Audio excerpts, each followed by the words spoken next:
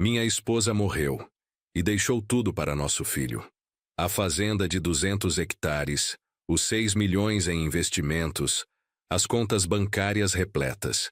Para mim, o homem que trabalhou 50 anos ao lado dela construindo aquele império, sobrou apenas o barraco de madeira nos fundos da propriedade. Meu nome é Geraldo Martins, tenho 61 anos, e o que vou contar vai mostrar como a ganância pode transformar as pessoas que mais amamos em completos desconhecidos. Mas antes de continuarmos, confira se você já está inscrito no canal e escreva nos comentários de onde você está assistindo este vídeo. Tudo começou numa manhã de julho, quando enterramos minha esposa Carmen no cemitério de Jataí, Goiás. O vento frio cortava o rosto enquanto eu observava o caixão sendo baixado na terra vermelha característica da região. Nosso filho único, Marcelo, de 35 anos, estava ao meu lado com expressão grave, mas algo nos olhos dele me perturbava. Não era tristeza que eu via, era uma espécie de expectativa contida, como alguém aguardando notícias importantes. Carmen e eu tínhamos nos casado há 37 anos. Conheci ela numa festa junina na cidade, quando eu tinha 24 anos e trabalhava como peão de boiadeiro na fazenda do Coronel Mendes. Ela era filha única de um pequeno comerciante que havia falecido recentemente, deixando para ela um pedaço de terra de 20 hectares e uma casa simples de alvenaria. Não era muito, mas para mim, que não tinha nada além da roupa do corpo e um cavalo velho, era um tesouro. Nos casamos 3 meses depois daquele encontro. A cerimônia foi simples, na igreja matriz da cidade, com apenas alguns amigos e a mãe dela como testemunhas. Lembro de Carmen com seu vestido branco simples costurado pela própria mãe, sorrindo para mim com uma felicidade genuína que iluminava todo o seu rosto. Naquele momento prometi a mim mesmo que faria ela feliz, que trabalharia duro para construir uma vida digna para nós dois. Os primeiros anos foram de trabalho árduo e sacrifício constante. Acordávamos antes do sol nascer, às 4:30 da manhã, para cuidar das poucas cabeças de gado que compramos com as economias dela. Eu trabalhava na roça enquanto Carmen cuidava da casa, da horta e ajudava com os animais. Nossas mãos ficavam calejadas, nossas costas doíam no fim do dia, mas éramos felizes porque estávamos construindo algo juntos, tijolo por tijolo. Marcelo nasceu 2 anos depois do casamento. Foi parto difícil, numa madrugada chuvosa de dezembro. Carmen quase morreu de hemorragia, e o médico nos disse que não poderia ter mais filhos. Aquilo nos entristeceu por um tempo, mas logo percebemos que Marcelo seria suficiente. Ele era um bebê forte, saudável, com olhos escuros da mãe e o nariz largo do pai. Dediquei cada momento livre para ser um bom pai, ensinando ele a andar, a falar, a respeitar os mais velhos. Com o passar dos anos, a fazenda começou a prosperar. Compramos mais terras dos vizinhos que estavam vendendo, aumentamos o rebanho, investimos em melhores pastagens. Carmen tinha cabeça para números e administrava as finanças com precisão cirúrgica, enquanto eu cuidava do trabalho braçal e das negociações com compradores. Éramos uma equipe perfeita, cada um contribuindo com suas habilidades únicas. Quando Marcelo completou 15 anos, a fazenda já tinha crescido para 80 hectares. Tínhamos 300 cabeças de gado, 3 funcionários fixos e uma casa nova de alvenaria com 4 quartos. Não éramos ricos, mas vivíamos confortavelmente. Marcelo estudava numa escola particular na cidade, a 15 quilômetros da fazenda, e sonhava em fazer faculdade de administração. Lembro do orgulho que senti quando Marcelo foi aprovado na Universidade Estadual em Goiânia. Tinha estudado tanto, passado tantas noites em claro, que quando viu o nome dele na lista de aprovados, abraçou a mãe e chorou de felicidade. Carmen e eu decidimos que ele moraria na capital durante a semana e voltaria para a fazenda nos finais de semana. Alugamos um quarto simples perto da faculdade e mandávamos dinheiro todo mês para suas despesas. Durante os 4 anos de faculdade, continuei trabalhando na fazenda com ainda mais afinco. Queria garantir que Marcelo não precisasse trabalhar enquanto estudava, que pudesse se concentrar totalmente nos estudos. Carmen concordava comigo. dizendo sempre que a educação era o melhor investimento que poderíamos fazer no futuro do nosso filho. Economizamos em tudo, cortamos gastos desnecessários, tudo para garantir que ele tivesse as melhores oportunidades. Mas algo começou a mudar em Marcelo durante esses anos. Nas suas visitas de fim de semana, ele passou a falar menos conosco, a passar mais tempo no quarto mexendo no celular. Suas roupas ficaram mais caras, seu vocabulário mais sofisticado, sua postura mais distante. Quando tentava conversar com ele sobre a fazenda, sobre os planos futuros, ele respondia com monossílabos e olhares entediados. Foi durante o 3º ano da faculdade que Marcelo conheceu Patrícia Venâncio. Ela era filha de um empresário rico da capital, dono de uma rede de supermercados. Tinha estudado em escolas particulares caras a vida toda, viajado para o exterior várias vezes, vivido num mundo completamente diferente do nosso. Quando Marcelo a trouxe para conhecer a fazenda pela primeira vez, percebi imediatamente que ela nos olhava com uma mistura de curiosidade e desdém mal disfarçado. Patrícia chegou à fazenda num sábado ensolarado de outubro, dirigindo um carro importado branco que brilhava tanto que machucava os olhos. Usava roupas de marca, óculos escuros caros, sapatos de salto completamente inadequados para o ambiente rural. Quando desceu do carro, olhou ao redor com uma expressão que deixava claro o que pensava do lugar. Primitivo, atrasado, indigno de atenção. Carmen havia preparado um almoço especial. Galinhada caipira, arroz com pequi, farofa crocante, vinagrete de tomate fresco da horta. Tinha acordado cedo para matar e depenar a galinha. Tinha caprichado em cada detalhe porque queria impressionar a namorada do filho. Mas quando Patrícia sentou à mesa, mexeu na comida com o garfo como se estivesse procurando algo suspeito. Comeu apenas algumas garfadas educadas e depois empurrou o prato para o lado. Durante o almoço, Patrícia falou principalmente sobre sua família, suas viagens internacionais, os restaurantes sofisticados que frequentava na capital. Comparou nossa fazenda com propriedades que conhecia no interior de São Paulo, sempre deixando claro que as outras eram maiores, mais modernas, mais impressionantes. Marcelo ouvia tudo com adoração nos olhos, como se cada palavra dela fosse uma pérola de sabedoria. Depois do almoço, quando Patrícia e Marcelo saíram para caminhar pela propriedade, fiquei na varanda com Carmen. Ela estava lavando a louça com movimentos mais bruscos que o normal, sinal de que estava perturbada. Quando perguntei o que achava da moça, ela suspirou fundo antes de responder que Patrícia não era o tipo de pessoa que imaginava para nosso filho, mas que precisávamos respeitar a escolha dele. Os meses seguintes trouxeram mudanças ainda mais profundas em Marcelo. Ele parou de vir à fazenda nos fins de semana, sempre arrumando desculpas. Tinha trabalhos da faculdade, projetos em grupo, compromissos com a família da Patrícia.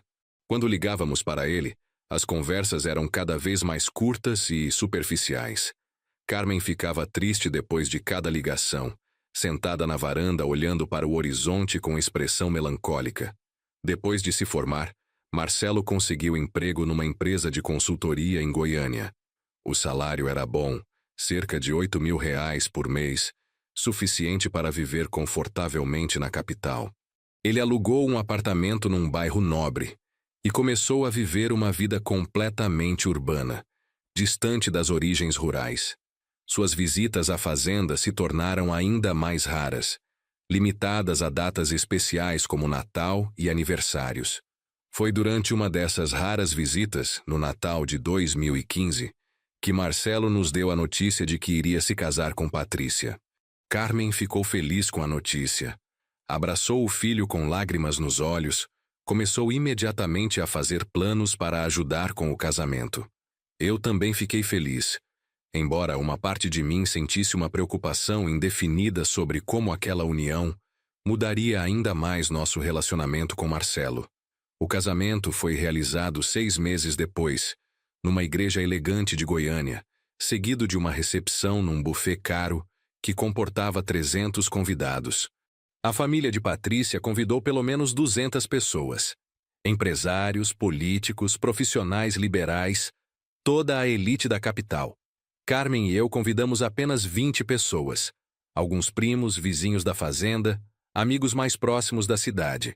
Durante a festa, ficamos claramente segregados, sentados em mesas separadas, como se fôssemos parentes distantes e não os pais do noivo. Depois do casamento, Marcelo e Patrícia se mudaram para um apartamento ainda maior, num dos bairros mais caros de Goiânia. O apartamento tinha 3 quartos, 2 vagas na garagem, piscina e academia no condomínio.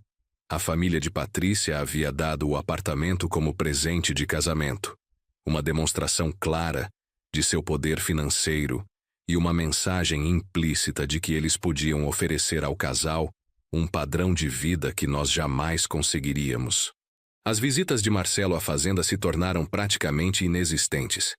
Ele ligava ocasionalmente, sempre conversas breves onde falava sobre trabalho, trânsito, problemas urbanos que não faziam sentido para mim. Quando perguntava sobre quando viria nos visitar, sempre tinha alguma desculpa pronta. Patrícia estava ocupada com curso de pilates, tinha um compromisso com a família dela. O trabalho estava muito intenso. Carmen começou a emagrecer nessa época. Não era algo drástico, mas eu notava suas roupas ficando mais folgadas, suas bochechas menos cheias, seus olhos com círculos escuros embaixo. Quando perguntava se estava bem, ela sempre sorria e dizia que era apenas cansaço normal da idade. Mas eu a conhecia bem demais para acreditar nessa mentira. Ela estava sofrendo com o distanciamento do filho, embora nunca admitisse isso em voz alta. 1 ano e meio depois do casamento, Marcelo ligou com uma notícia que deveria ter sido alegre. Patrícia estava grávida. Carmen chorou de felicidade ao ouvir que seria a avó. Começou imediatamente a fazer planos para tricotar roupinhas, preparar o quarto de hóspedes para quando o bebê viesse nos visitar. Eu também fiquei feliz, esperançoso de que a chegada de um neto poderia reaproximar nossa família. Laura nasceu numa manhã fria de junho. Carmen e eu fomos até Goiânia para conhecer a neta no hospital. Era uma bebê linda, com olhos grandes e bochechas rosadas. Carmen segurou ela nos braços com tanta ternura que meu coração quase explodiu de emoção. Naquele momento, vendo minha esposa com nossa neta, pensei que tudo ficaria bem, que aquela criança inocente seria a ponte que reconstruiria os laços familiares quebrados. Mas a realidade foi diferente. Patrícia deixou claro desde o início que tinha regras estritas sobre como a bebê deveria ser cuidada. Não podia pegar muito no colo, não podia dar certos alimentos, não podia fazer certas coisas. Carmen, que havia criado Marcelo com tanto amor e sabedoria, agora era tratada como incompetente, como se não soubesse nada sobre cuidar de crianças. Via a mágoa nos olhos dela cada vez que Patrícia a corrigia ou pegava a bebê de volta de seus braços. Nossas visitas à casa de Marcelo tinham que ser agendadas com antecedência e duravam no máximo 2 horas. Não éramos mais bem-vindos para simplesmente aparecer, para passar o dia com eles, para ter aquela convivência familiar espontânea que eu sempre imaginei ter com meus netos. Éramos visitantes tolerados, não família querida. E Marcelo nunca contestava essas regras impostas pela esposa. Nunca defendia o direito dos próprios pais de ter um relacionamento significativo com a neta. Enquanto isso, a fazenda continuava prosperando. Com trabalho duro e investimentos inteligentes, havíamos expandido para 200 hectares. Tínhamos 1.200 cabeças de gado, 10 funcionários, maquinário moderno, um negócio sólido e lucrativo. Carmen e eu trabalhávamos juntos todos os dias. Ela cuidando da parte administrativa e eu da operacional, como sempre fizemos. Foi há 3 anos, quando Carmen tinha 58 anos, que ela começou a reclamar de dores de estômago persistentes. No início, achamos que era apenas gastrite causada pelo estresse. Ela tomava antiácidos, tentava comer alimentos mais leves, mas as dores não melhoravam. Depois de 2 meses aguentando calada, finalmente concordou em ir ao médico em Jataí. O Dr. Henrique, médico que atendia nossa família há anos, fez uma série de exames. Quando pediu para Carmen fazer uma endoscopia, comecei a ficar realmente preocupado. 1 semana depois, quando voltamos ao consultório para buscar os resultados, A expressão grave no rosto do Dr. Henrique me disse tudo antes mesmo dele abrir a boca. Câncer de estômago, em estágio avançado. Carmen segurou minha mão com força quando o médico explicou o diagnóstico. As palavras dele pareciam vir de muito longe. Tumor grande, metástase para o fígado, opções de tratamento limitadas. Poderia tentar quimioterapia para prolongar a vida, mas a cura era improvável. Talvez 1 ano, talvez 2 se tivesse sorte e o tratamento funcionasse bem. As palavras flutuavam ao redor de nós como folhas secas num vendaval. Quando saímos do consultório e entramos na caminhonete, Carmen finalmente deixou as lágrimas caírem. Ela não chorava pela própria morte, mas pela ideia de me deixar sozinho, de não ver a neta crescer, de não completar os planos que tínhamos para a fazenda. Abracei ela no banco da caminhonete e também chorei, sentindo meu mundo desmoronar ao redor de mim. Como poderia perder a mulher que estava ao meu lado há 37 anos? Ligamos para Marcelo assim que chegamos em casa. Ele estava numa reunião de trabalho e atendeu impaciente, perguntando o que era tão urgente. Quando contei sobre o diagnóstico da mãe, houve um silêncio longo do outro lado da linha. Depois, ele disse que viria nos visitar no fim de semana seguinte para conversarmos pessoalmente sobre o tratamento. Não houve palavras de consolo, não houve choro, apenas promessa burocrática de uma visita futura. O fim de semana chegou e Marcelo apareceu sozinho, sem Patrícia e sem Laura. Disse que a esposa tinha compromissos e que a menina estava com resfriado. Sentamos na sala, os 3, e conversamos sobre o diagnóstico. Marcelo fez perguntas práticas sobre o tratamento, os custos, as chances de sobrevivência. Era como se estivesse numa reunião de negócios, não conversando sobre a possível morte da própria mãe. Carmen começou o tratamento de quimioterapia na semana seguinte. Eu a levava até Goiânia 3 vezes por semana, viagem de 200 quilômetros, ida e volta. Sentava na sala de espera enquanto ela recebia a medicação, vendo outros pacientes e familiares com as mesmas expressões de esperança desesperada. Depois ajudava ela a entrar na caminhonete quando estava fraca demais para andar sozinha. Segurava sua mão durante toda a viagem de volta enquanto ela lutava contra as náuseas. Os efeitos colaterais da quimioterapia foram devastadores. Carmen perdeu todo o cabelo em 3 semanas. Emagreceu 20 quilos em 2 meses. Sua pele ficou pálida e amarelada. Mas o pior eram as náuseas constantes, a fraqueza extrema, a dor que nenhum remédio conseguia aliviar completamente. Mesmo assim, ela tentava se manter positiva, tentava continuar ajudando com a administração da fazenda sempre que tinha um pouco de energia. Marcelo vinha nos visitar uma vez por mês durante o tratamento. As visitas eram curtas, geralmente no sábado pela manhã, e ele sempre parecia ansioso para ir embora. Patrícia nunca a acompanhava, sempre com desculpas variadas. Laura veio apenas 2 vezes ver a avó, e em ambas as ocasiões, Patrícia ficou extremamente desconfortável, claramente preocupada que a menina pudesse pegar alguma doença da avó debilitada.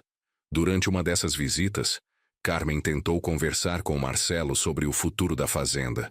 Ela queria discutir o que aconteceria se o tratamento não funcionasse. Queria garantir que tudo estivesse organizado. Mas Marcelo desconversou.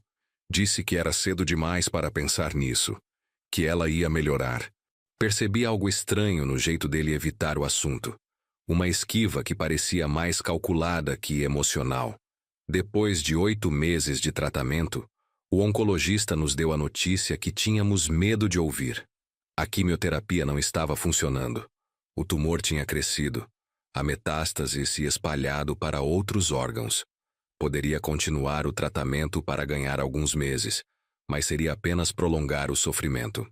A recomendação era cuidados paliativos, manter Carmen confortável e sem dor pelo tempo que lhe restava. Carmen tomou a decisão de parar o tratamento agressivo. Disse que queria passar seus últimos meses na fazenda que ajudou a construir, rodeada pelas coisas que amava, não num hospital frio recebendo medicações que só faziam ela se sentir pior. Concordei com ela, embora cada fibra do meu ser gritasse para continuar lutando, para tentar tudo o que fosse possível. Mas respeitei sua decisão porque era o corpo dela. Era a vida dela. Nos 3 meses seguintes, cuidei de Carmen em casa com a ajuda de uma enfermeira que vinha 3 vezes por semana. Aprendi a administrar medicações para a dor, a trocar curativos, a ajudá-la no banho quando estava fraca demais para ficar de pé sozinha. Foram os meses mais difíceis da minha vida, vendo a mulher que amava definhar lentamente, perdendo peso, perdendo força, perdendo pedaços de si mesma a cada dia. Marcelo vinha visitar com mais frequência nesse período, às vezes 2 vezes por semana. No início, pensei que era porque finalmente tinha compreendido a gravidade da situação, que estava se reconectando com a mãe antes que fosse tarde demais. Mas logo percebi que suas visitas tinham outro propósito. Ele sempre trazia papéis, documentos que dizia serem importantes, coisas que precisavam da assinatura de Carmen. Durante uma dessas visitas, ouvi Marcelo conversando com a mãe no quarto dela. Ele falava sobre planejamento sucessório, sobre a importância de ter tudo organizado. Carmen, fraca e confusa pela medicação para a dor, apenas concordava com tudo que ele dizia. Senti um frio na espinha, uma sensação ruim que não conseguia nomear. Depois que Marcelo saiu, perguntei a Carmen sobre os documentos, mas ela disse que não se lembrava direito, que Marcelo estava apenas ajudando a organizar as coisas. 2 semanas antes de Carmen morrer, Marcelo apareceu com um advogado. Disse que o homem era especialista em planejamento patrimonial e que precisávamos atualizar nosso testamento e outros documentos importantes. Eu estava exausto, cuidando de Carmen dia e noite, e não tive energia para questionar ou resistir. O advogado falou em termos técnicos que mal compreendi, apresentou documentos que li superficialmente, disse que estava tudo de acordo com a lei. Carmen assinou os papéis com mão trêmula, sua assinatura mal legível devido à fraqueza extrema. Eu também assinei onde me indicaram, confiando que meu filho não faria nada contra nossos interesses. O advogado guardou tudo numa pasta de couro, apertou a mão de Marcelo com um sorriso que me pareceu demasiadamente satisfeito, e saiu. Depois que foram embora, tentei perguntar a Carmen sobre o que tínhamos assinado, mas ela já estava dormindo, exausta pelo esforço da reunião. Na noite seguinte, Carmen teve uma crise forte de dor. Liguei para a enfermeira desesperado, que veio imediatamente e aumentou a dosagem de morfina.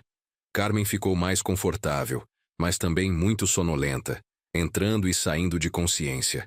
Sentei ao lado da cama dela a noite toda, segurando sua mão, observando seu peito subir e descer com respirações cada vez mais superficiais. Foi durante um desses momentos de semiconsciência que Carmen disse algo que me gelou.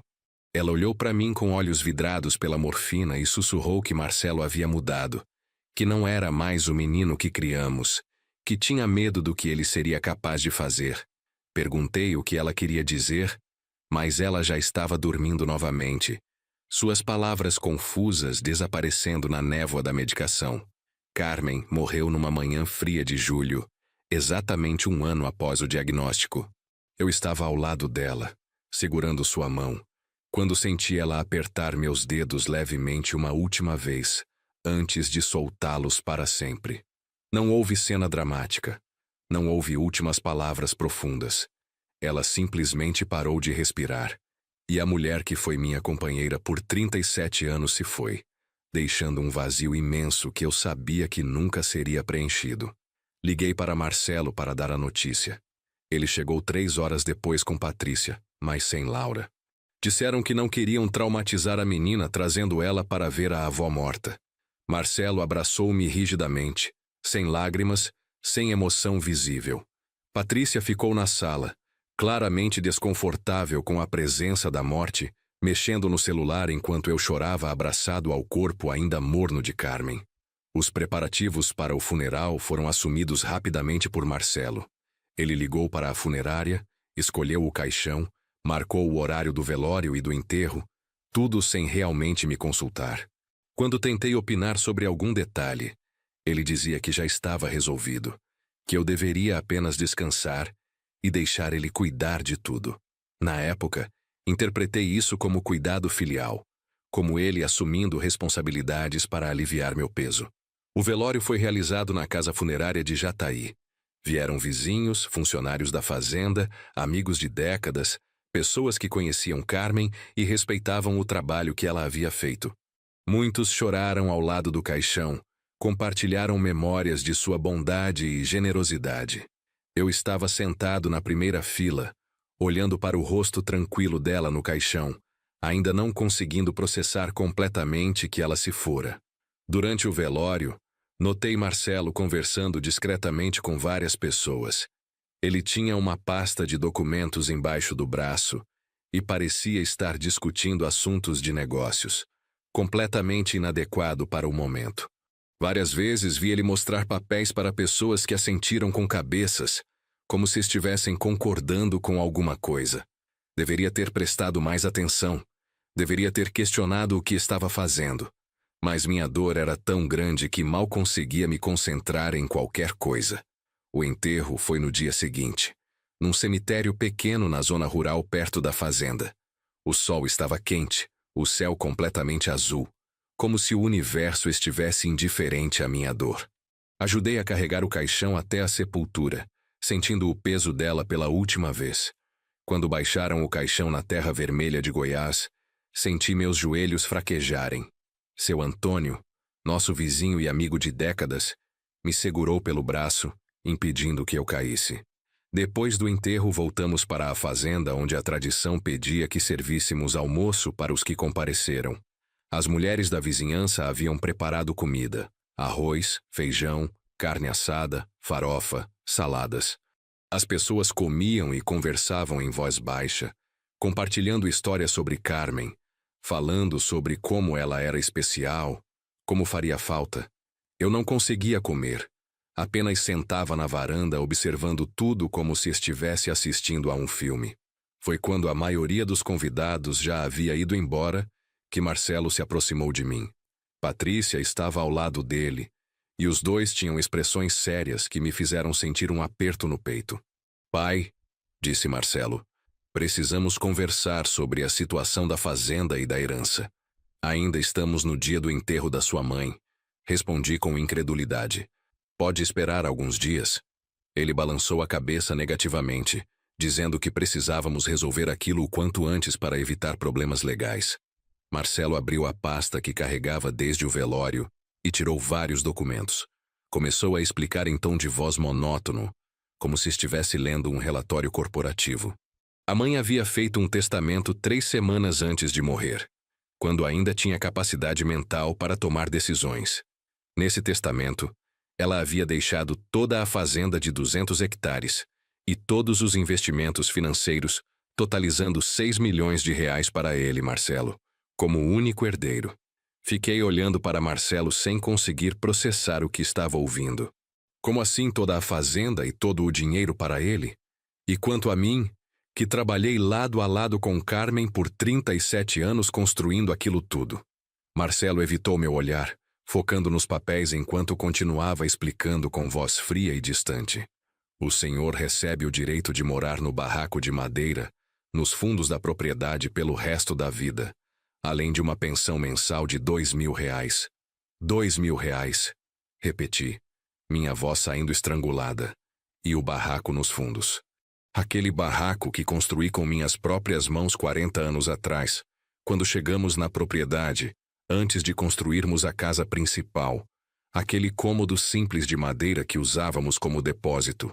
Marcelo finalmente me olhou nos olhos e disse, com frieza que me cortou como faca, que esse era o desejo expresso da minha mãe, documentado legalmente e impossível de contestar.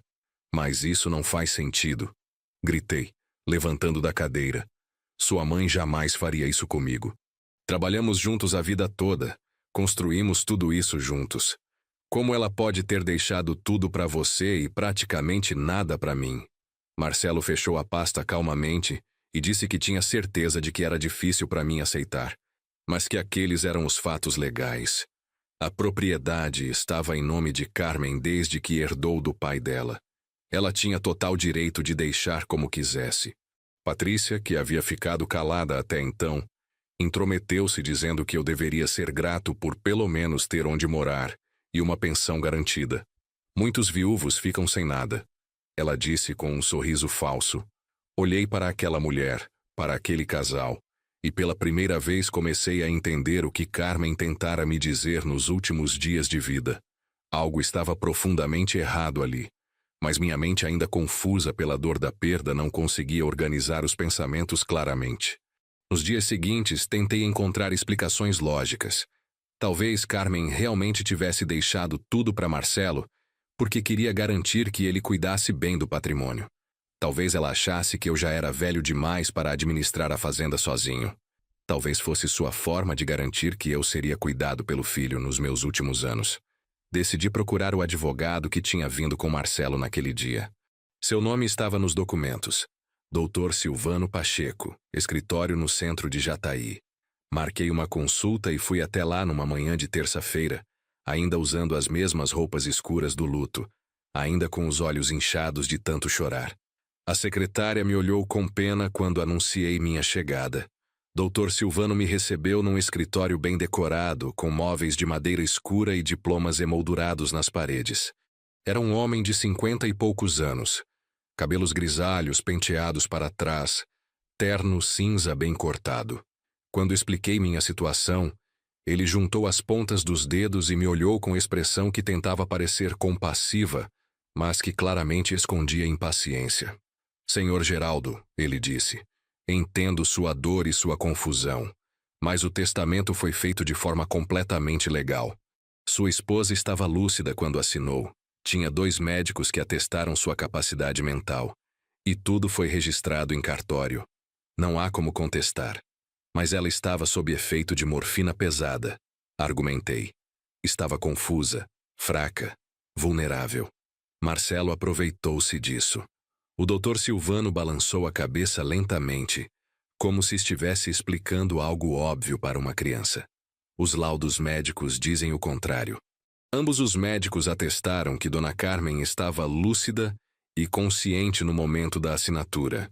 Além disso, ela expressou claramente seu desejo de deixar o patrimônio para o filho único. É um direito dela como proprietária legal de todos os bens. Mas eu construí aquilo tudo com ela. Protestei, sentindo lágrimas de raiva e frustração queimar em meus olhos. Trabalhei 50 anos, desde que tinha 24 anos. Como pode ser justo eu ficar apenas com um barraco e R$2.000?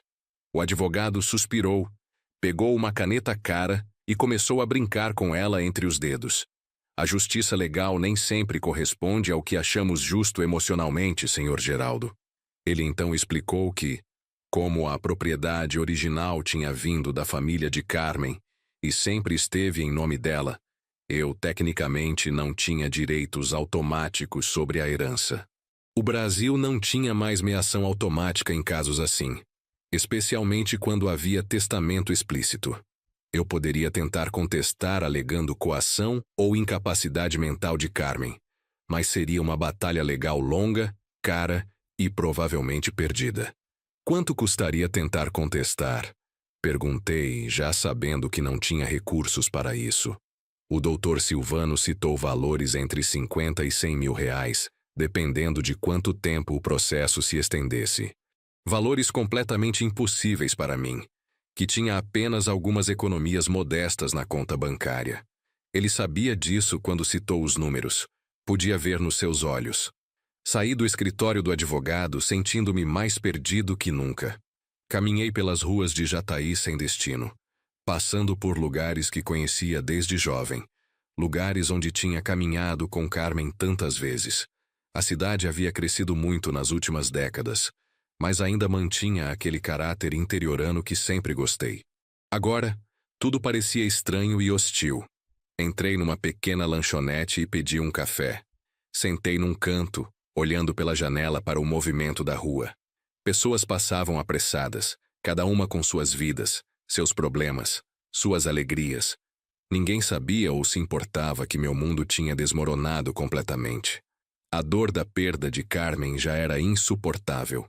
E agora somava-se a ela a traição do filho e a perda de tudo que construí. Foi quando estava terminando o café que vi seu Antônio, meu vizinho e amigo de décadas, passando na calçada. Chamei por ele através da janela e ele entrou, sentando-se na minha frente com expressão preocupada. Geraldo, como você está segurando? Perguntou, colocando sua mão calejada sobre a minha. Contei a ele sobre o testamento, sobre a herança, sobre como Marcelo tinha ficado com tudo. Seu Antônio ficou em silêncio por um longo momento, processando a informação. Depois balançou a cabeça com descrença. Isso não é certo, Geraldo. Não é justo. Você trabalhou a vida toda naquela terra. Construiu tudo do zero com a Carmen. Como o Marcelo pode fazer isso com o próprio pai? Sua indignação genuína me confortou um pouco, confirmando que não era loucura minha achar aquilo tudo errado. Seu Antônio então me contou algo que fez meu sangue gelar. Durante o velório, ele tinha visto Marcelo conversando com alguns credores da região, mostrando documentos, aparentemente já negociando questões financeiras da fazenda antes mesmo de Carmen ser enterrada. Também tinha ouvido comentários de que Patrícia havia feito comentários sobre vender a fazenda e usar o dinheiro para abrir um negócio em Goiânia. Vender a fazenda? Repeti, sentindo como se tivessem me dado um soco no estômago. Aquela terra que Carmen herdou do pai, que expandimos juntos ao longo de décadas de trabalho duro. Aquela fazenda que era nossa vida inteira, nossas memórias, nosso legado. Seu Antônio assentiu gravemente, dizendo que eram apenas rumores por enquanto, mas que vários vizinhos estavam preocupados. Voltei para a fazenda naquela tarde com o coração ainda mais pesado. Pela primeira vez em 50 anos, olhei para aquela terra e vi não meu lar, mas um lugar do qual estava sendo expulso. A casa principal onde tinha vivido com Carmen por décadas agora era propriedade do meu filho. O barraco de madeira nos fundos onde deveria me mudar parecia minúsculo e humilhante em comparação. Entrei na casa principal e comecei a caminhar pelos cômodos, tocando as paredes que tinha ajudado a erguer, olhando os móveis que tinha comprado com suor e sacrifício, a sala onde assistíamos televisão juntos nas noites frias, a cozinha onde Carmen preparava suas receitas deliciosas, o quarto onde tínhamos dormido lado a lado por 37 anos. Tudo aquilo agora pertencia a Marcelo, e eu seria apenas um hóspede tolerado. Foi enquanto estava no quarto que encontrei a caixa. Estava no fundo do armário de Carmen, embaixo de cobertores velhos que ela guardava. Era uma caixa de sapatos comum, mas quando a abri, encontrei dentro dezenas de cartas e anotações da própria punho de Carmen. Meu coração acelerou enquanto comecei a ler. As cartas mais antigas datavam de anos atrás. Reflexões pessoais que Carmen escrevia para si mesma. Ela falava sobre a fazenda, sobre nosso trabalho conjunto, sobre o orgulho que sentia pelo que construímos. Falava também sobre Marcelo, sobre a preocupação crescente com as mudanças nele, depois que conheceu Patrícia. Uma carta de 3 anos atrás dizia: "Meu filho está se tornando alguém que não reconheço. O dinheiro e o status parecem mais importantes para ele que família e valores." Continuei lendo, carta após carta, vendo a progressão das preocupações de Carmen. Ela tinha percebido a ganância crescente em Marcelo muito antes de mim. Tinha notado como Patrícia o influenciava negativamente, como ele se afastava cada vez mais de suas origens. Mas o que me chocou mais foi uma carta datada de apenas 2 meses antes dela morrer. Nessa carta, Carmen escrevia sobre pressão que estava recebendo de Marcelo para fazer um testamento deixando tudo para ele. Ela escrevia: "Marcelo veio hoje com um advogado. Disse que preciso pensar no futuro dele e da Laura, que a fazenda deveria ficar para ele porque sou eu a proprietária legal. Disse não a ele hoje, mas tenho medo que continue insistindo. Geraldo e eu construímos tudo isso juntos. Seria uma traição imperdoável deixar meu marido sem nada." Minhas mãos tremiam segurando aquele papel. Carmen tinha dito não a Marcelo. Ela não queria deixar tudo para ele. Não queria me trair daquela forma. Mas então o que tinha acontecido? Como o testamento acabou sendo feito exatamente como Marcelo queria? Continuei procurando na caixa e encontrei mais anotações dos últimos meses de vida dela. Uma anotação de 5 semanas antes de sua morte dizia: "A dor está ficando insuportável. A morfina me deixa confusa. Marcelo continua vindo com papéis para eu assinar. Não consigo mais pensar direito. Geraldo parece tão cansado cuidando de mim. Tenho medo de estar tomando decisões erradas, mas não consigo me concentrar o suficiente para entender tudo."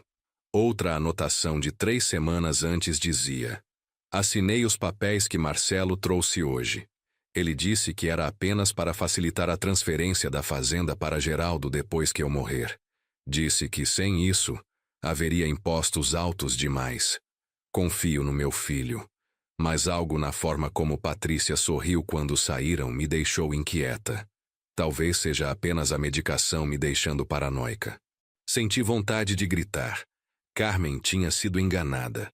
Marcelo havia aproveitado o estado vulnerável da mãe para fazê-la assinar documentos que ela não entendia completamente.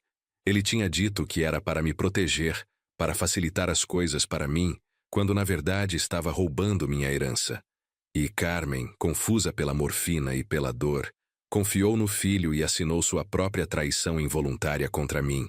Guardei todas as cartas e anotações cuidadosamente numa sacola. Aquilo era evidência de que Carmen não estava em seu juízo perfeito quando assinou o testamento, de que foi manipulada e enganada por Marcelo. Tinha que mostrar aquilo para alguém. Tinha que tentar usar para contestar aquela injustiça. Mas quem me ouviria? Quem acreditaria em mim contra laudos médicos e documentos legais? Naquela noite, deitei sozinho na cama que tinha compartilhado com Carmen por tantos anos. O vazio ao meu lado era físico. Uma ausência palpável que doía mais que qualquer ferida. Chorei até não ter mais lágrimas, abraçado ao travesseiro que ainda guardava um leve cheiro do perfume dela. Como minha vida tinha chegado àquele ponto. Como o filho que criamos com tanto amor tinha se tornado aquele estranho cruel. No dia seguinte, Marcelo apareceu na fazenda com um caminhão de mudança. Disse que eu precisava desocupar a casa principal até o final da semana, porque ele e Patrícia pretendiam se mudar para lá temporariamente, enquanto decidiam o que fazer com a propriedade. Temporariamente, ele disse, mas seus olhos diziam que seria permanente. Eles queriam a casa, queriam a fazenda, queriam tudo. Comecei a empacotar minhas coisas com a ajuda de Dona Maria, uma funcionária da fazenda que trabalhava conosco há 15 anos. Ela chorava enquanto embalava os pertences de Carmen, murmurando que aquilo era uma vergonha, que o Sr. Marcelo deveria ter respeito pelo pai. Sua solidariedade me aquecia o coração, mas não mudava minha situação desesperadora. Levei 3 dias para transferir todas as minhas coisas para o barraco nos fundos. Era um espaço minúsculo comparado à casa. Um único cômodo que servia como quarto e sala, uma cozinha improvisada com um fogão velho, um banheiro pequeno. As paredes de madeira tinham frestas por onde o vento passava. O teto tinha goteiras em vários pontos. Era para ali que meu filho havia me relegado depois de uma vida inteira de trabalho. Dona Maria me ajudou a limpar e organizar o barraco. Trouxe cortinas velhas para as janelas, um tapete surrado para cobrir o chão de tábuas irregulares, algumas panelas e pratos que não estavam sendo usados na casa principal. Tentei fazer o lugar minimamente habitável, mas era impossível não comparar com o conforto que tinha antes. Cada objeto que colocava ali parecia gritar minha derrota. No dia em que finalmente me mudei para o barraco, vi Marcelo e Patrícia chegando com um caminhão cheio de móveis novos para a casa principal. Móveis caros, modernos, completamente diferentes do estilo rústico que Carmen e eu sempre preferimos. Patrícia dirigia a operação como uma general, ordenando os carregadores onde colocar cada peça, claramente redesenhando completamente o espaço. Sentei na varanda do meu barraco, observando aquele espetáculo de distância. Via móveis antigos sendo retirados da casa e deixados no quintal como lixo. A cadeira de balanço onde Carmen passava tardes inteiras estava ali, jogada de lado. A mesa da sala de jantar, onde tínhamos compartilhado milhares de refeições, estava encostada num muro, esperando para ser levada embora. Era como se estivessem apagando sistematicamente toda a evidência de que Carmen e eu tínhamos vivido ali. Naquela noite, sozinho no barraco, Ouvi barulhos vindos da casa principal. Risadas, música, conversas animadas. Marcelo e Patrícia estavam fazendo uma espécie de festa de inauguração, comemorando sua conquista. Alguns carros estacionaram no pátio. Pessoas que não reconheci desceram com garrafas de vinho e sacolas de comida. Enquanto isso, eu estava no meu cubículo de madeira, comendo arroz com ovo numa panela velha, tentando não pensar em como minha vida tinha virado de cabeça para baixo. Os dias seguintes estabeleceram uma rotina dolorosa.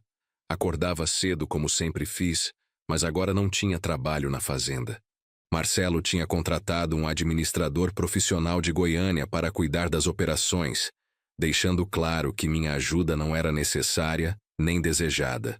Eu, que conhecia cada centímetro daquela terra, cada animal, cada funcionário, agora era um espectador inútil. Tentei me ocupar fazendo pequenos reparos no barraco.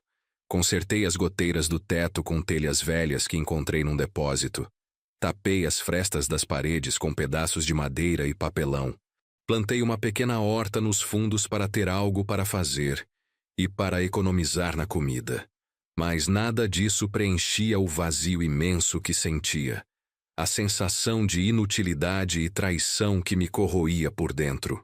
Uma tarde, cerca de 3 semanas depois de me mudar para o barraco, seu Antônio veio me visitar. Trouxe uma garrafa de cachaça e sentamos na varanda precária do barraco, bebendo e conversando enquanto o sol se punha sobre os campos que não eram mais meus. Ele me contou que os vizinhos estavam indignados com a situação, que todos sabiam que aquilo era injusto. Seu Antônio então me fez uma proposta. Ele conhecia um advogado em Goiânia, diferente do Dr. Silvano, que trabalhava com casos difíceis e às vezes aceitava pagamento parcelado ou percentual do resultado. Disse que esse advogado, Dr. Raul Mendes, tinha a reputação de ser combativo e de não ter medo de enfrentar casos complicados. Talvez ele pudesse me ajudar a contestar o testamento, usando as cartas de Carmen como evidência. A princípio, resisti. Não tinha dinheiro para pagar advogado, não queria me endividar numa batalha que provavelmente perderia. Mas seu Antônio insistiu. Disse que pelo menos deveria tentar, que não podia simplesmente aceitar aquela injustiça sem lutar. Você trabalhou 50 anos, Geraldo. Merece mais que isso. Carmen teria querido que você lutasse. No dia seguinte, liguei para o escritório do Dr. Raul Mendes. A secretária marcou uma consulta para a semana seguinte. Passei aqueles dias organizando todos os documentos que tinha. Certidões de casamento, escrituras antigas da fazenda, recibos de investimentos que tinha feito ao longo dos anos, e especialmente as cartas e anotações de Carmen. Era meu arsenal contra a máquina legal que Marcelo tinha montado. Na manhã da consulta, peguei o ônibus até Goiânia. Fazia meses que não ia à capital, e a cidade parecia ter crescido ainda mais. Prédios novos em todos os lugares, trânsito caótico, pessoas apressadas. Encontrei o endereço do escritório num prédio comercial modesto no centro, bem diferente do escritório luxuoso do Dr. Silvano. Dr. Raul Mendes era um homem na casa dos 40, barba por fazer, terno amarrotado, mesa cheia de processos empilhados desordenadamente. Mas seus olhos eram afiados e inteligentes, e a forma como ouviu minha história com atenção total me deu esperança. Não me interrompeu uma vez, apenas fez anotações ocasionais enquanto eu explicava tudo. O casamento, a construção da fazenda, a doença de Carmen, a manipulação de Marcelo, o testamento injusto. Quando terminei, mostrei a ele as cartas de Carmen. Ele as leu cuidadosamente, uma por uma, fazendo mais anotações. Depois de quase 1 hora, finalmente falou. Senhor Geraldo, vou ser honesto com o senhor. Este é um caso difícil. O testamento foi registrado legalmente, há laudos médicos atestando capacidade mental, e tecnicamente sua esposa tinha direito de dispor de seus bens como quisesse. Meu coração afundou, mas ele levantou a mão pedindo que esperasse. Porém, ele continuou. Estas cartas são evidência forte de que houve manipulação psicológica durante um período de extrema vulnerabilidade. Mostram claramente que a intenção original de sua esposa era diferente e que ela foi enganada sobre a natureza dos documentos que assinou. Podemos usar isso para alegar vício de consentimento. Ele explicou que seria uma batalha legal longa, provavelmente levando meses ou até anos. Teríamos que provar que Carmen não entendeu plenamente o que estava assinando, que foi coagida emocionalmente por Marcelo em momento de fragilidade extrema. Precisaríamos de testemunhas, talvez contratar nossos próprios médicos para avaliar seu estado mental naquele período. Seria caro e difícil. Quanto custaria? Perguntei, já esperando valores impossíveis. Dr. Raul tamborilou os dedos na mesa, pensativo. Para ser honesto, provavelmente entre 40 e 60 mil reais ao longo de todo o processo. É muito dinheiro, eu sei, mas posso oferecer algo. Aceito trabalhar por um percentual do resultado. Se ganharmos e você recuperar parte da herança, fico com 20%. Se perdermos, você só paga os custos do processo, uns 10 mil reais. Ainda era muito dinheiro, mas era uma chance. Tinha cerca de 15 mil reais em economias, dinheiro que guardava para emergências. Seria usar quase tudo, mas pelo menos teria uma oportunidade de lutar. Concordei com os termos, e Dr. Raul imediatamente começou a preparar a contestação do testamento. Nas semanas seguintes, o advogado trabalhou duro no caso. Entrevistou Dona Maria e outros funcionários da fazenda que testemunharam o estado de Carmen nos últimos meses. Conversou com a enfermeira que cuidou dela, que confirmou que estava frequentemente confusa pela morfina. Conseguiu cópias das prescrições médicas, mostrando as altas doses de analgésicos que estava tomando quando assinou o testamento. Também investigou o advogado de Marcelo, Dr. Silvano Pacheco. Descobriu que ele tinha histórico de trabalhar em casos questionáveis de manipulação de heranças, sempre representando filhos gananciosos contra pais idosos ou enfermos. Não era prova de ilegalidade, mas estabelecia um padrão de comportamento duvidoso que poderia influenciar o juiz. Enquanto isso, minha vida no barraco continuava miserável. O inverno goiano chegou com suas noites frias, e as paredes finas de madeira não ofereciam proteção adequada. Comprei um aquecedor elétrico velho, mas quando ligava, a conta de luz disparava, consumindo boa parte da pensão de 2 mil reais que Marcelo depositava religiosamente todo mês. Era como se até nisso ele quisesse me humilhar, cumprindo a obrigação legal ao centavo, mas sem R$1 a mais. A relação com Marcelo se tornou praticamente inexistente. Quando nos cruzávamos na propriedade, ele mal acenava, sempre apressado para algum lugar. Patrícia me ignorava completamente, como se eu fosse um móvel velho e esquecido. Laura, minha neta de 4 anos, às vezes brincava no quintal e acenava para mim de longe. Mas Patrícia rapidamente a chamava de volta, proibindo qualquer contato significativo. Foi durante uma dessas ocasiões que ouvi, por acaso, uma conversa entre Marcelo e Patrícia. Estavam na varanda dos fundos da casa principal, não percebendo que eu estava no pequeno galpão próximo organizando ferramentas velhas. Patrícia falava sobre vender a fazenda. Dizia que tinham recebido uma oferta de 8 milhões de reais de um investidor de São Paulo, interessado em expandir suas propriedades rurais. 8 milhões de reais. A fazenda que Carmen e eu construímos com décadas de suor valia 8 milhões, e eles queriam vendê-la como se fosse uma mercadoria qualquer. Marcelo respondeu que achava melhor esperar mais um pouco, que o mercado estava aquecido e o valor poderia aumentar. Falavam sobre investir o dinheiro em negócios urbanos, talvez abrir uma franquia de alguma rede conhecida, nada relacionado à terra ou à agricultura. Naquela noite, não consegui dormir. Deitado no colchão fino do barraco, olhando para o teto de madeira rachado, pensei em todas as memórias daquela terra. O dia em que plantei o primeiro pé de manga, que agora era uma árvore enorme no quintal. O poço que cavei com minhas próprias mãos durante uma seca terrível. O curral que construí, tábua por tábua. Cada centímetro daquela propriedade tinha minha marca, meu suor, minha vida. E agora Marcelo queria vender tudo, transformar 50 anos de trabalho em números numa conta bancária. Usar o dinheiro para viver uma vida urbana confortável, enquanto eu apodrecia num barraco. A raiva que senti foi tão intensa que meu corpo tremeu. Não era só pela injustiça financeira, mas pela total falta de respeito pelas memórias, pelo legado, pela vida que Carmen e eu construímos ali.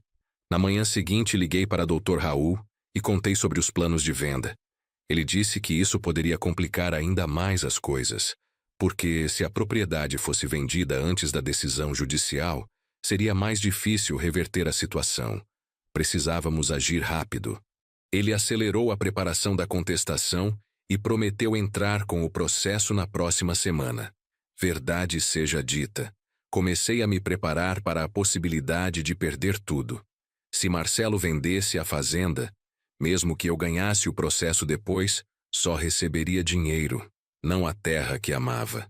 E dinheiro, embora importante, não trazia de volta as memórias, não reconstruía a vida que tinha sido destruída. Comecei a pensar em alternativas, em onde poderia morar se fosse expulso até do barraco. Seu Antônio, percebendo meu desespero crescente, ofereceu que eu poderia morar com ele se necessário. Tinha um quarto sobrando desde que o filho se mudou para Brasília, e seria uma honra ter um amigo de décadas compartilhando a casa. A oferta me tocou profundamente, mostrando que ainda havia bondade e lealdade no mundo, mesmo quando meu próprio filho tinha demonstrado não ter nenhuma das duas. O processo de contestação do testamento foi finalmente protocolado, numa segunda-feira chuvosa de agosto. Dr. Raul me ligou para confirmar que tudo havia sido submetido, incluindo as cartas de Carmen, os depoimentos das testemunhas, os laudos médicos sobre seu estado mental e os argumentos legais sobre vício de consentimento e manipulação psicológica. Agora era questão de esperar a resposta de Marcelo e a análise do juiz. Não demorou muito para Marcelo descobrir sobre o processo. 2 dias depois, ele apareceu no barraco furioso, com uma cópia da contestação nas mãos. "Como você ousa?" gritou atirando os papéis na minha cara. "Como ousa questionar a vontade da sua própria esposa? Ela deixou tudo documentado, legal, e você tem a audácia de dizer que não estava em seu juízo perfeito?" Levantei devagar da cadeira, olhando meu filho nos olhos. "Sua mãe foi enganada por você, Marcelo. Você aproveitou que ela estava morrendo, confusa pela morfina, e fez ela assinar algo que não queria. Tenho as cartas dela provando isso. Ela nunca quis me deixar sem nada. Você manipulou uma mulher moribunda para roubar a herança do próprio pai." O rosto de Marcelo ficou vermelho de raiva. Roubar? Isso tudo era dela. Ela herdou a terra do avô, ela que administrou as finanças, ela que tinha o nome na propriedade. Você era apenas o trabalho braçal, pai. Apenas um empregado bem tratado. As palavras cortaram como facas. Então era isso que meu filho pensava de mim? 50 anos de trabalho conjunto, de parceria, de construção de uma vida em comum, e ele me via apenas como trabalho braçal? Aquela terra só existe porque eu suei sangue nela. Respondi, tentando manter a voz firme apesar da dor. Porque acordei antes do sol todos os dias da minha vida. Porque quebrei as costas carregando fardo, cercando pasto, cuidando de gado. Sua mãe tinha a cabeça para números, sim, mas eu tinha os braços para fazer o trabalho pesado. Éramos uma equipe, Marcelo. Ela nunca me viu como simples empregado. Marcelo deu uma risada amarga. Então por que ela deixou tudo para mim? Se vocês eram parceiros tão iguais, por que não dividiu meio a meio? A resposta é simples. Ela sabia que você era velho, que não tinha capacidade de administrar tudo sozinho, que o melhor era deixar para quem realmente poderia fazer a fazenda prosperar. Para mim. Ela deixou para você porque você a enganou. Gritei finalmente perdendo a compostura. Porque você manipulou uma mulher moribunda, confusa, assustada, que confiava no filho. Você é uma vergonha, Marcelo. Uma vergonha para sua mãe, uma vergonha para mim, uma vergonha para tudo que esta família representava. Marcelo me olhou com tanto ódio que dei um passo para trás.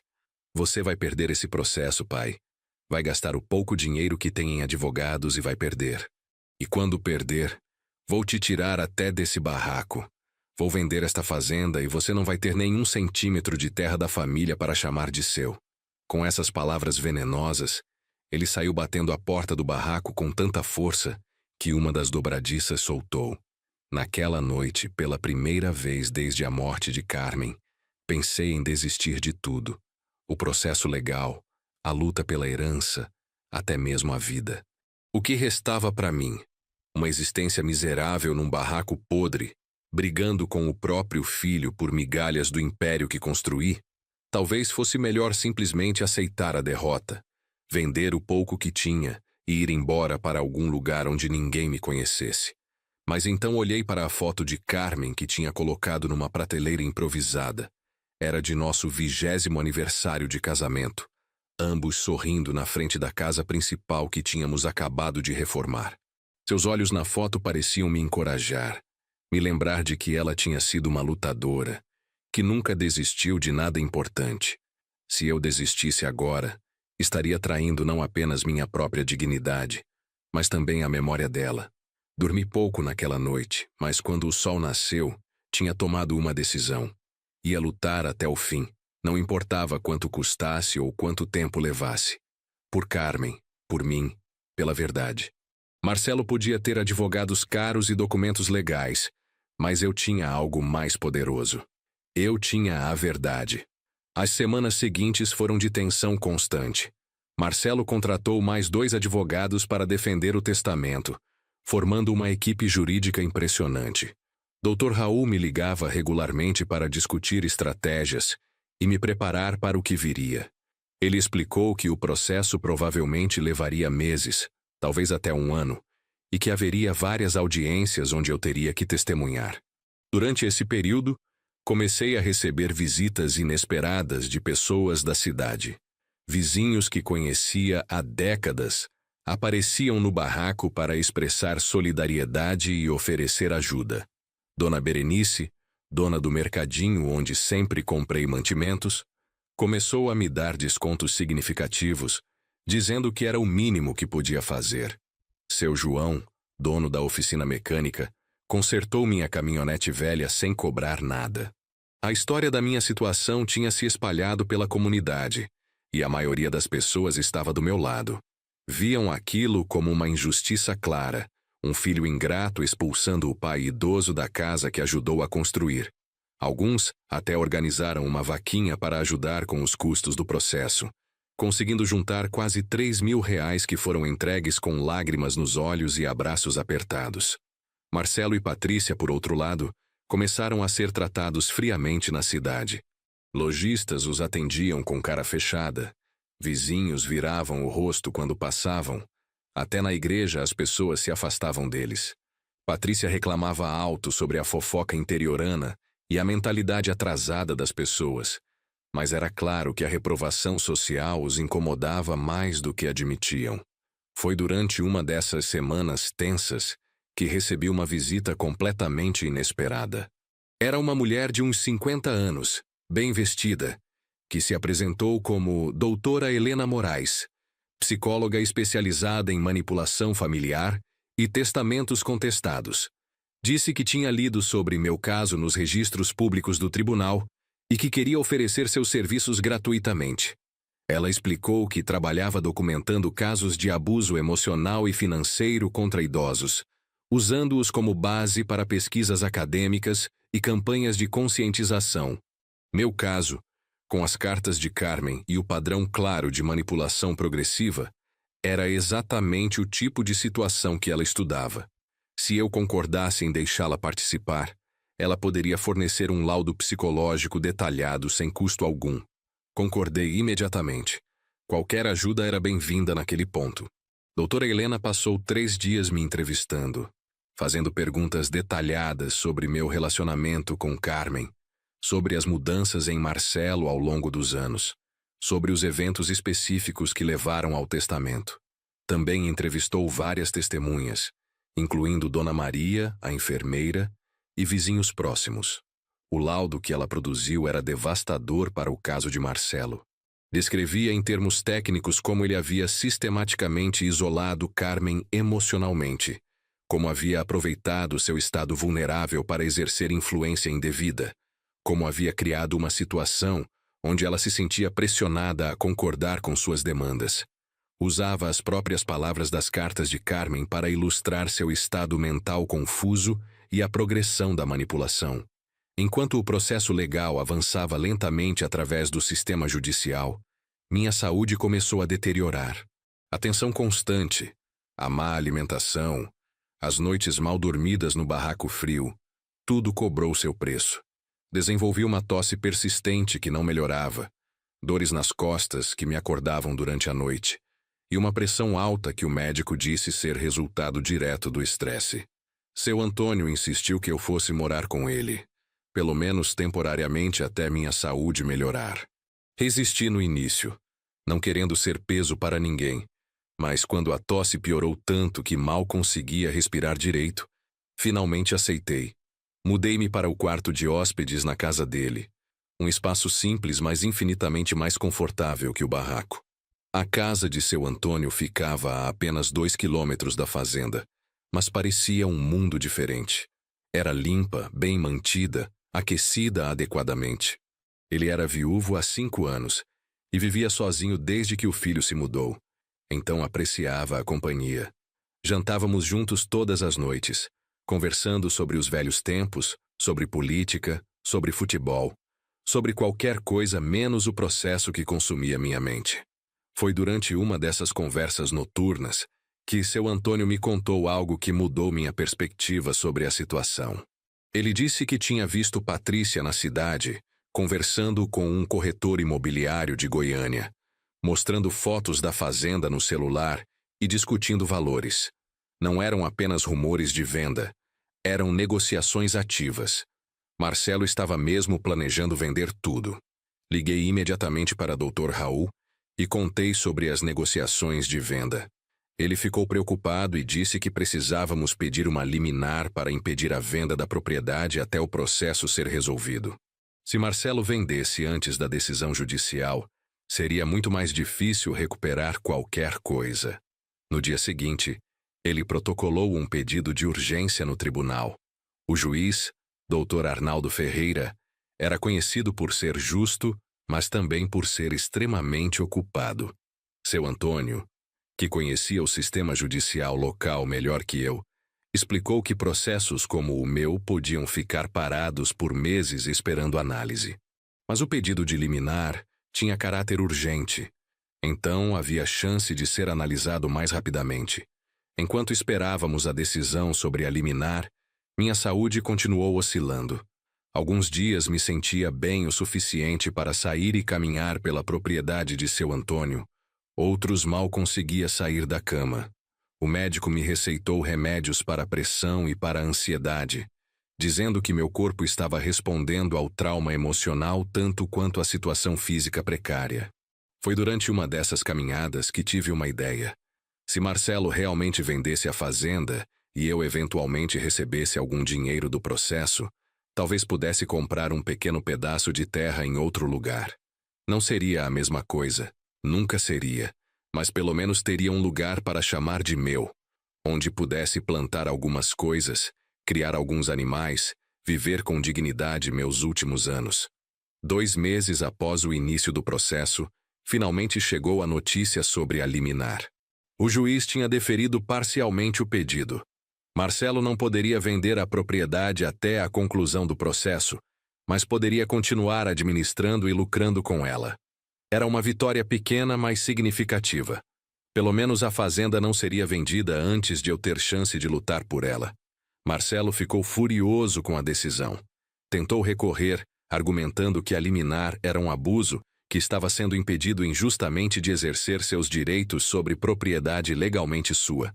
Mas o juiz manteve a decisão, citando as evidências apresentadas de que havia questões sérias a serem resolvidas sobre a validade do testamento e o estado mental de Carmen quando assinou.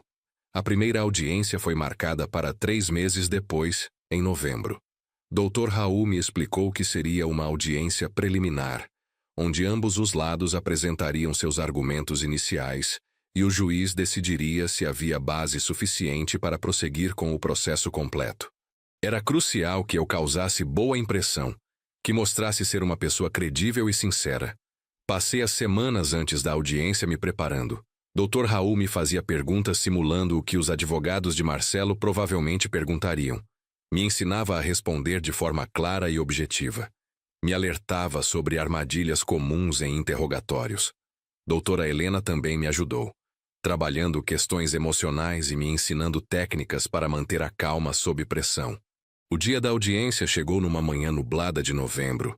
Vesti meu melhor terno, um azul marinho que tinha comprado para o casamento de Marcelo anos atrás e que agora ficava largo demais por causa do peso que perdi.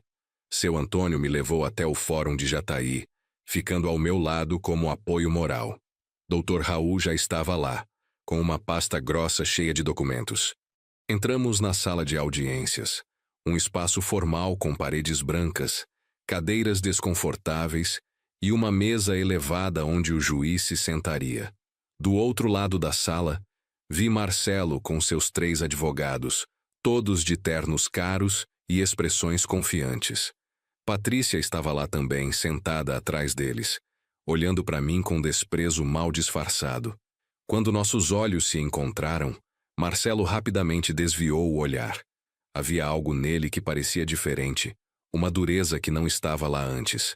Ou talvez sempre estivesse e eu simplesmente nunca tinha querido ver. Como um pai podia estar tão cego às falhas de caráter do próprio filho? Carmen tinha visto, tinha escrito sobre isso em suas cartas, mas eu tinha me recusado a aceitar até ser tarde demais. O juiz entrou e todos se levantaram.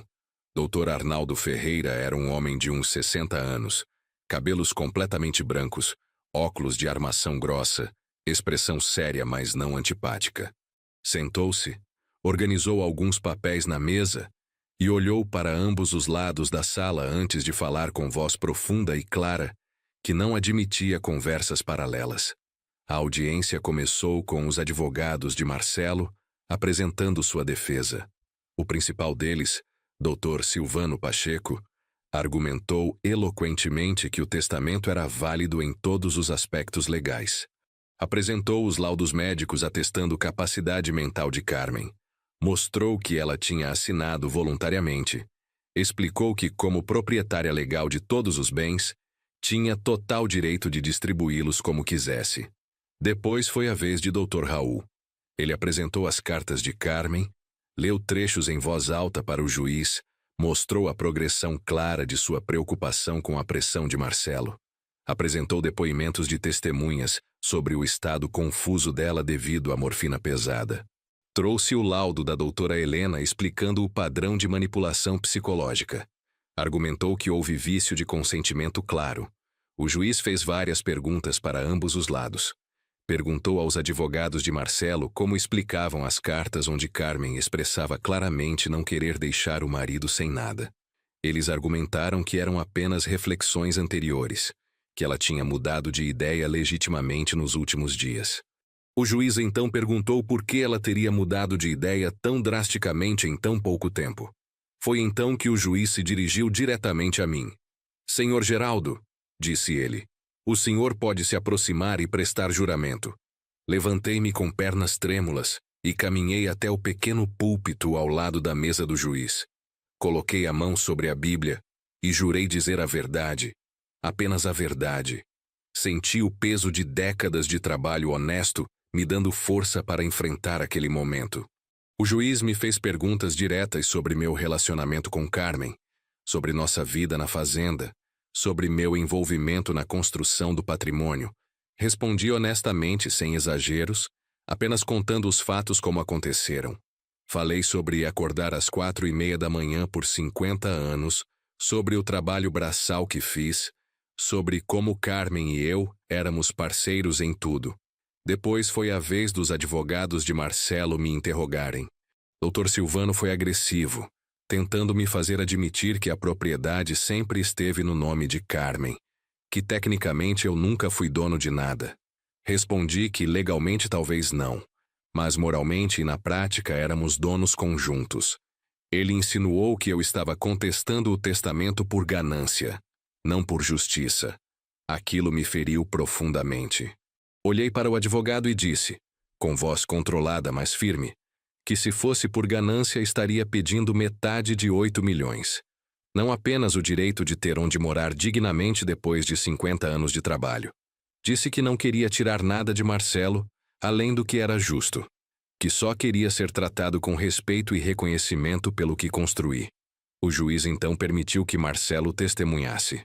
Meu filho se aproximou do púlpito com confiança, prestou juramento sem hesitação. Seus advogados fizeram perguntas planejadas que o faziam parecer um filho preocupado apenas em cumprir os desejos da mãe.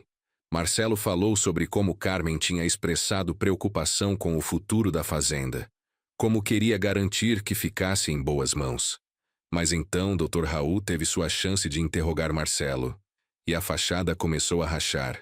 Ele perguntou sobre as visitas durante a doença de Carmen, por que tinham sido tão espaçadas no início e depois aumentado quando ela estava mais vulnerável. Marcelo gaguejou. Disse que trabalho e família eram demandantes.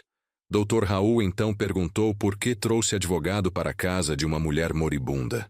Marcelo respondeu que era apenas planejamento prudente, que queria garantir que tudo estivesse legal e organizado.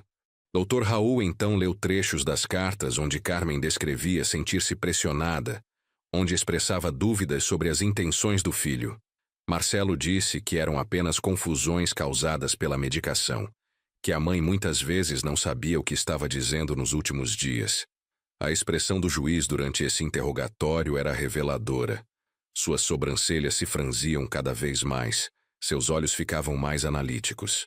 Quando Marcelo descreveu a mãe como frequentemente confusa e sem saber o que dizia, o juiz interrompeu perguntando como então ela poderia estar lúcida o suficiente para fazer um testamento válido, mudando radicalmente suas intenções expressas anteriormente. Marcelo tropeçou na resposta. Disse que ela tinha momentos de lucidez, que os médicos confirmaram isso, que o advogado havia esperado um desses momentos. Mas a contradição era óbvia. Ou ela estava confusa demais para suas palavras serem levadas a sério, ou estava lúcida o suficiente para um testamento válido. Não podia ser ambos dependendo do que convinha a Marcelo. A audiência durou quase 4 horas. Ao final, o juiz disse que precisava de tempo para analisar todas as evidências e argumentos apresentados. Marcaria uma nova audiência em 2 meses. E até lá, mantinha a liminar impedindo a venda da propriedade. Disse também que poderia solicitar perícia adicional se achasse necessário. Todos se levantaram quando ele saiu da sala. Do lado de fora do fórum, Dr. Raul estava cautelosamente otimista. Disse que o juiz claramente tinha percebido as contradições no testemunho de Marcelo, que as cartas de Carmen eram evidência forte, que tínhamos uma chance real, mas alertou que nada estava garantido, que processos de herança eram sempre imprevisíveis, que precisávamos nos preparar para qualquer resultado. Voltei para a casa de seu Antônio exausto emocional e fisicamente. Enfrentar Marcelo daquela forma, em ambiente tão formal e hostil, tinha sido uma das coisas mais difíceis que já fiz. Ver meu filho mentir deliberadamente, distorcer a verdade, pintar a própria mãe moribunda como ora lúcida, ora confusa conforme convinha, foi devastador. Que tipo de pessoa ele tinha se tornado? Naquela noite, seu Antônio preparou um jantar especial para me animar. Fez galinha caipira com quiabo, meu prato favorito, e abriu uma garrafa de vinho que guardava para ocasiões especiais. Conversamos sobre a audiência, sobre as chances do processo, sobre o futuro incerto. Ele tentou me manter esperançoso, dizendo que a justiça eventualmente prevaleceria, que eu só precisava ter fé. As semanas seguintes foram de espera angustiante. Cada dia parecia durar uma eternidade. Tentei me manter ocupado ajudando seu Antônio com pequenos trabalhos na propriedade dele, consertando cercas, organizando ferramentas, qualquer coisa para distrair a mente. Mas sempre voltava aos mesmos pensamentos obsessivos sobre o processo, sobre o que o juiz decidiria, sobre o que aconteceria comigo. Foi durante esse período que comecei a escrever minhas memórias. Comprei um caderno simples na papelaria da cidade e comecei a registrar tudo. Meu casamento com Carmen, A construção da fazenda, o nascimento de Marcelo, as alegrias e dificuldades ao longo dos anos. Escrever era terapêutico, uma forma de processar tudo o que tinha acontecido e tentar encontrar algum sentido na tragédia. Um dia, enquanto estava escrevendo na varanda da casa de seu Antônio, vi um carro desconhecido estacionar na entrada. Desceu dele uma mulher jovem, talvez 30 anos, com câmera profissional pendurada no pescoço e bloco de notas na mão. Apresentou-se como repórter do jornal regional e disse que estava fazendo uma matéria sobre disputas de herança no interior de Goiás. Inicialmente resisti. Não queria exposição pública, não queria que minha história virasse manchete de jornal. Mas ela foi persistente. Explicou que casos como o meu eram comuns, mas raramente chegavam à mídia, que expor essas situações podia ajudar outras pessoas em circunstâncias similares. Depois de pensar por alguns minutos, concordei em dar a entrevista. Passei 2 horas conversando com a repórter, contando minha história desde o início. Ela fazia perguntas inteligentes, parecia genuinamente interessada e comovida. Tirou fotos minhas, pediu permissão para fotografar a fazenda de longe, quis ver cópias de algumas das cartas de Carmen. Prometi que mandaria tudo com cuidado, respeitando minha privacidade enquanto ainda contava a verdade. A matéria saiu 1 semana depois, ocupando 2 páginas inteiras do jornal regional. O título era 50 anos de trabalho. Viúvo luta por herança da fazenda que ajudou a construir. Havia fotos minhas da fazenda, até uma foto antiga minha e de Carmen que eu tinha fornecido. A repórter havia feito um trabalho excepcional contando a história de forma justa e equilibrada. A repercussão foi imediata e massiva. O jornal recebia cartas de leitores expressando indignação com Marcelo e solidariedade comigo. Programas de rádio locais discutiram o caso. Até uma emissora de TV de Goiânia entrou em contato querendo fazer uma reportagem mais aprofundada. Minha história tinha tocado um nervo na comunidade, expondo uma injustiça que muitos reconheciam como possível acontecer com eles. Marcelo ficou furioso com a exposição pública. Ligou para mim pela primeira vez em meses, aos gritos, acusando-me de difamação, de expor a família ao ridículo, de tentar manipular a opinião pública para influenciar o processo. Respondi calmamente que tinha apenas contado a verdade, que se a verdade o fazia parecer mal era culpa dele, não minha. Ele desligou na minha cara. A pressão pública começou a afetar Marcelo e Patrícia de formas que não anteciparam. Patrícia foi reconhecida no shopping de Goiânia e confrontada por estranhos, perguntando como podia apoiar o marido em algo tão cruel. Marcelo foi abordado por colegas de trabalho fazendo comentários desconfortáveis. Até Laura, na escola, ouviu outras crianças falando sobre o avô que o papai tinha expulsado de casa. 2 semanas após a matéria do jornal, recebi uma ligação de um número desconhecido. Era um advogado diferente, não Dr. Silvano, representando Marcelo. Disse que seu cliente estava disposto a negociar um acordo fora do tribunal. Propunha-me dar uma casa na cidade, não grande, mas decente, mais uma pensão aumentada para R$ 5.000 mensais, em troca de eu desistir do processo. Fiquei tentado. Uma casa própria e R$ 5.000 por mês seria infinitamente melhor que minha situação atual. Mas algo no tom do advogado, na forma apressada como fez a proposta, me disse que Marcelo estava com medo. Medo de perder o processo, medo da exposição contínua, medo de que a verdade eventualmente prevalecesse. Disse ao advogado que precisava pensar e discutir com o Dr. Raul. Meu advogado foi direto. Aceitar o acordo seria desistir de qualquer direito futuro sobre a herança. Seria admitir que Marcelo estava certo, que o testamento era válido, que eu não merecia nada além do que ele quisesse me dar por generosidade. Além disso, R$ 5.000 mensais parecia muito, mas ao longo de 20 anos seria apenas R$ 1.200.000, enquanto minha parte justa da herança seria potencialmente muito maior. Decidi recusar a proposta de acordo. Não era apenas sobre dinheiro, era sobre princípios, sobre justiça, sobre não permitir que Marcelo saísse impune de sua manipulação. Era sobre honrar a memória de Carmen fazendo o que ela teria querido se estivesse em pleno controle de suas faculdades. Liguei de volta para o advogado de Marcelo e disse que continuaríamos no tribunal. A segunda audiência foi marcada para janeiro do ano seguinte. Enquanto isso, chegou o Natal, a primeira data festiva sem Carmen. Seu Antônio me convidou para passar o dia com ele e sua família estendida, que vinha de Brasília. Aceitei agradecido, não querendo ficar sozinho com memórias dolorosas. Foi um dia agradável, mas melancólico, cheio de pessoas gentis que conheciam minha situação e ofereciam palavras de encorajamento. Soube por Dona Maria, que ainda trabalhava na fazenda, que Marcelo e Patrícia tinham feito uma festa de Natal grande na casa principal. Convidaram amigos de Goiânia, colegas de trabalho, a família de Patrícia. Não convidaram nenhum vizinho local, nenhum dos velhos amigos da família, ninguém que conheceu Carmen. Era como se estivessem tentando apagar completamente a história da propriedade e começar do zero. O ano novo chegou com pouca fanfarra. Eu e seu Antônio assistimos os fogos de artifício na praça da cidade de longe, brindando com cerveja barata à esperança de que o novo ano trouxesse justiça e resolução. Fiz um pedido silencioso ao céu estrelado de Goiás. Que Carmen, onde quer que estivesse, soubesse que eu estava lutando por ela, por nós, pela verdade. A segunda audiência aconteceu numa manhã quente de janeiro. O juiz tinha solicitado uma perícia adicional sobre o estado mental de Carmen nas semanas antes de sua morte.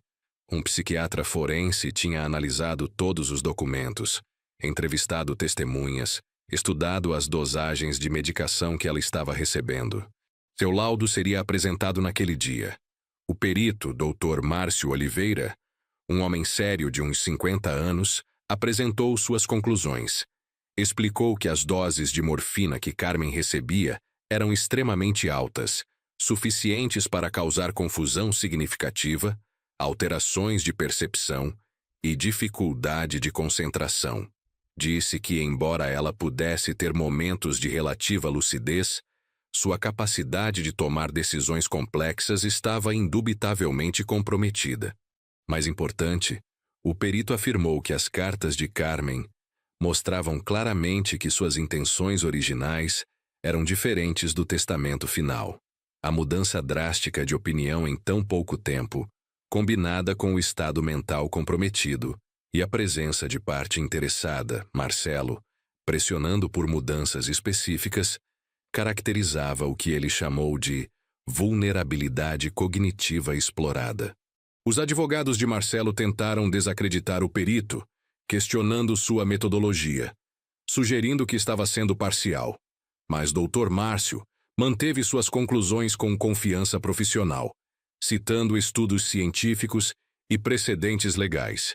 O juiz ouvia tudo com atenção, fazendo anotações frequentes, sua expressão cada vez mais pensativa. Após ouvir o perito e permitir argumentos finais de ambos os lados, o juiz anunciou que daria sua sentença em 30 dias. Disse que o caso era complexo. Envolvia questões delicadas de direito de propriedade, capacidade mental e relações familiares. Queria tempo adequado para analisar todas as evidências e produzir uma decisão justa e bem fundamentada. Aqueles 30 dias foram os mais longos da minha vida. Cada manhã acordava pensando se seria o dia da decisão. Cada vez que o telefone tocava, meu coração acelerava. Dr. Raul tentava me manter calmo, dizendo que tínhamos apresentado um caso forte, mas alertando que juízes eram imprevisíveis e que eu deveria estar preparado para qualquer resultado. No 28º dia de espera, finalmente recebi a ligação. Dr. Raul, com voz contida mas claramente emocionada, disse que a sentença tinha sido publicada. O juiz havia decidido anular o testamento, determinando que Carmen não estava em condições mentais adequadas para fazer mudanças tão drásticas em suas disposições testamentárias. A herança seria dividida segundo as regras de sucessão legítima do Brasil. Isso significava que, como viúvo, eu teria direito à metade de tudo que Carmen possuía no momento de sua morte. A outra metade iria para Marcelo como filho único. Eu receberia 100 hectares da fazenda, podendo escolher qual parte. 3 milhões dos investimentos e metade das contas bancárias. Também teria direito de continuar morando na casa principal se quisesse, ou vender minha parte e comprar propriedade em outro lugar. Quando desliguei o telefone, caí de joelhos no chão da sala de seu Antônio e chorei. Chorei de alívio, de alegria, de validação. A justiça havia prevalecido. Carmen tinha sido vindicada. 50 anos de trabalho honesto tinham sido reconhecidos. Não era apenas sobre o dinheiro ou a terra. Era sobre dignidade, sobre respeito, sobre não permitir que a manipulação e a ganância triunfassem sobre a verdade. Seu Antônio me abraçou, chorando também, dizendo que sempre soube que a justiça seria feita. Ligamos para Dona Maria e outros amigos, espalhando a notícia. A reação foi de celebração genuína. Pessoas que mal me conheciam, mas que se importavam com justiça, ficaram felizes pela decisão. A comunidade havia acompanhado o caso e agora comemorava a vitória da verdade. Marcelo tentou recorrer da decisão, mas todos os recursos foram negados nos meses seguintes. A sentença do juiz foi considerada bem fundamentada e justa pelos tribunais superiores. Eventualmente, não teve escolha senão aceitar a divisão da herança. Vendeu sua metade da fazenda para um grupo de investidores por 4 milhões. Pegou seus 3 milhões de investimentos e mudou-se definitivamente para Goiânia com Patrícia e Laura. Eu optei por ficar com os 100 hectares que incluíam a casa principal e a maior parte das instalações originais. Usei parte do dinheiro dos investimentos para modernizar as operações, contratar funcionários competentes e finalmente descansar um pouco após décadas de trabalho árduo. Hoje, com 63 anos, administro a fazenda com ajuda profissional, mas ainda acordo cedo e caminho pela terra que ajudei a construir. Meu relacionamento com Marcelo nunca se recuperou. Ele não me liga, não me visita, não permite que eu veja Laura. É como se eu tivesse morrido para ele no momento em que decidi lutar por meus direitos. Isso me entristece profundamente, saber que perdi meu filho no processo de recuperar minha dignidade. Mas não posso lamentar ter lutado pela justiça, ter honrado a memória de Carmen, ter recusado aceitar uma traição tão profunda. Todas as noites, antes de dormir, olho para a foto de Carmen na mesinha de cabeceira. Converso com ela sobre o dia, sobre a fazenda, sobre a vida que continuamos construindo mesmo com ela fisicamente ausente. Digo a ela que lutei por nós, que não permiti que nosso legado fosse roubado, que mantive viva a verdade do que construímos juntos. A fazenda prospera novamente sob minha administração. Os funcionários trabalham com renovado respeito e dedicação, sabendo que o patrão valoriza trabalho honesto e lealdade. Os vizinhos voltaram a visitar, a compartilhar cafés na varanda, a trocar experiências sobre plantio e criação. A casa principal, que por breves meses foi território de Marcelo e Patrícia, voltou a ser um lar cheio de memórias boas e amor verdadeiro. Às vezes, nas manhãs frias, quando o nevoeiro cobre os campos, caminho até o pequeno cemitério onde Carmen está enterrada. Levo flores frescas da horta que replantei, sento no banco de madeira que mandei construir ao lado do túmulo e conto a ela sobre tudo. Sobre como a justiça prevaleceu, sobre como nossa vida de trabalho foi finalmente reconhecida, sobre como ainda sinto sua presença guiando cada decisão que tomo. Esta é minha história. A história de um homem simples que trabalhou 50 anos ao lado da mulher que amava, que quase perdeu tudo para a ganância de um filho que não reconhecia mais, mas que encontrou forças para lutar quando teria sido mais fácil desistir. Não é uma história com final completamente feliz. Perdi meu filho no processo e essa dor nunca vai embora completamente. Mas é uma história sobre dignidade, sobre justiça, sobre não permitir que o mal triunfe sem resistência. Para quem está lendo isto e passando por situação similar, meu conselho é simples. Não desista. Lute por aquilo que é justo, mesmo quando parece impossível. Cerque-se de pessoas boas que acreditam em você. Documente tudo. Guarde evidências. Busque ajuda profissional. E, acima de tudo, Lembre-se de que justiça pode demorar, pode ser dolorosa, pode custar caro, mas no final, a verdade tem uma força que nenhuma manipulação pode destruir permanentemente.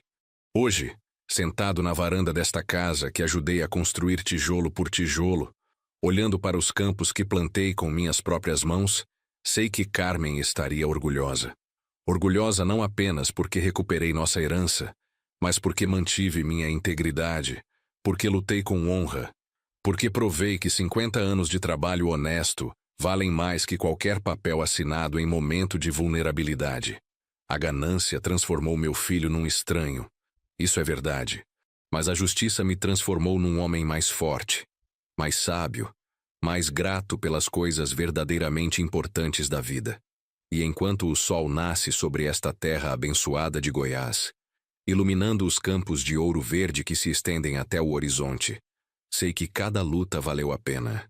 Esta é a história de Geraldo Martins, de Jataí, Goiás. Um homem comum que enfrentou circunstâncias extraordinárias e saiu do outro lado não apenas sobrevivendo, mas prevalecendo. Uma história sobre o poder destrutivo da ganância, mas também sobre a força redentora da verdade e da justiça. Uma história que espero que ajude outros que se encontram em situações similares a encontrar coragem para lutar pelo que é certo. E se há uma lição final que aprendi com tudo isso, é esta.